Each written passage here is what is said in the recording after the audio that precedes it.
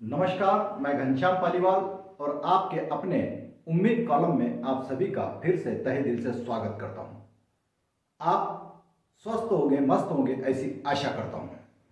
आज हम बात कर रहे हैं अमरावती जिले की और अमरावती जिले में हाल ही में संपन्न हुए लोकसभा चुनाव की।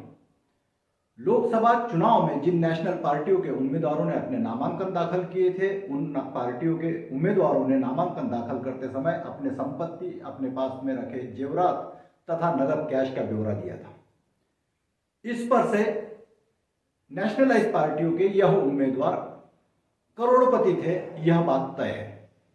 जाहिर सी बात है, जो उम्मीदवार करोड़पति थे उन्होंने अपने लोकसभा के चुनाव में भी करोड़ों रुपए खर्च किए।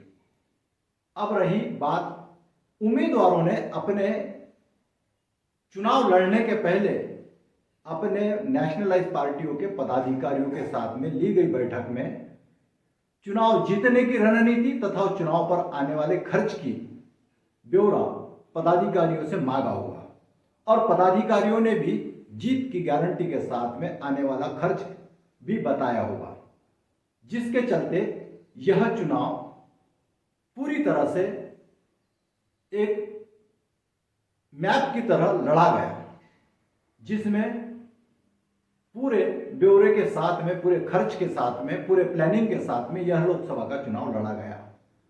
ऐसे में जिन पदाधिकारियों ने जीत की उम्मीद दी थी करोड़ों खर्च होने के बाद में, ऐसे में नेशनलाइज पार्टी का उम्मीदवार के हार का प्रहार किसने किया, अब इसका चिंतन मंथन चालू है।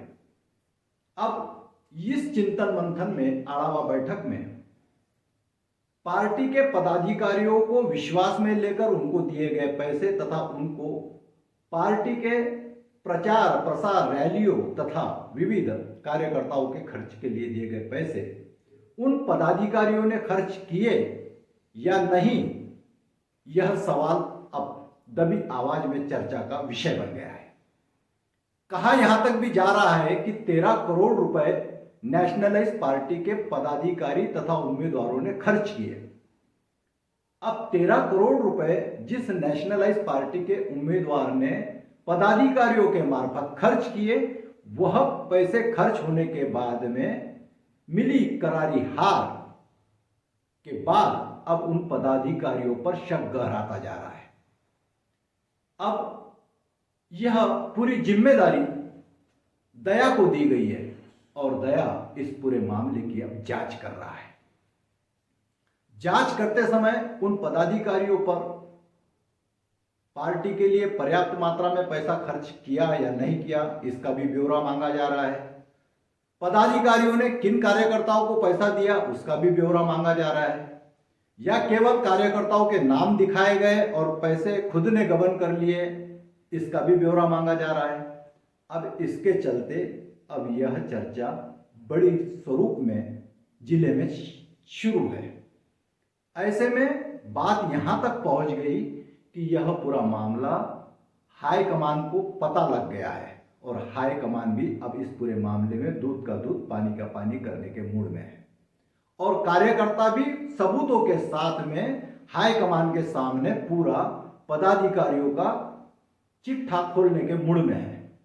ऐसे में आने वाले वक्त में दया इस पूरे मामले की जांच कर पाता है या नहीं, पार्टी के वो छोटे कार्यकर्ता अपनी बात हाईकमान तक रख पाते हैं या नहीं, पार्टी और नेशनलाइज पार्टी के उम्मीदवार ने किया हुआ खर्च, इसके बाद में पार्टी में बड़ी मात्रा में फैला असंतोष खत्म किया जाता है या नहीं, या पार्टी यह पैसा फूट डालती है, इन तमाम सवालों के जवाब आने वाला वक्त देगा। दया भले ही अपना काम कर रहा हो, दया ने उस दिलीप को भी ढूंढ निकाला जिस दिलीप ने रैलियों की भीड़ जुटाने के लिए पदाधिकारियों से पैसे लिए थे और उस पैसों में से आधे ही पैसे उन कार्यकर्ताओं तक पहुंचे और आधे पैसों का गबन हो गया। दिलीप आगे और क्या राज खोलता है दया के पास, यह आने वाला वक्त बताएगा। दया इस पूरे मामले में दूध का दूध पानी का पानी कर पाता है या नहीं, यह आने वाला समय बताएगा। आज के इस एपिसोड में 13 करोड़ खर्च होने के बाद भी पदाधिकारियों द्वारा जीत की गारंटी देने के बाद मिली करारी हार और किसने किया प्रहार और किसने की दगाबाजी, इन सब मामलों की जांच अब पार्टी तथा पार्टी के उम्मीदवार कर रहे हैं। आने वाले समय में इसी तरह के रोचक मामले आप तक लाने का प्रयास करूंगा। आज के इस एपिसोड में यही इजाजत लेता हूं। जय हिंद, जय महाराष्ट्र।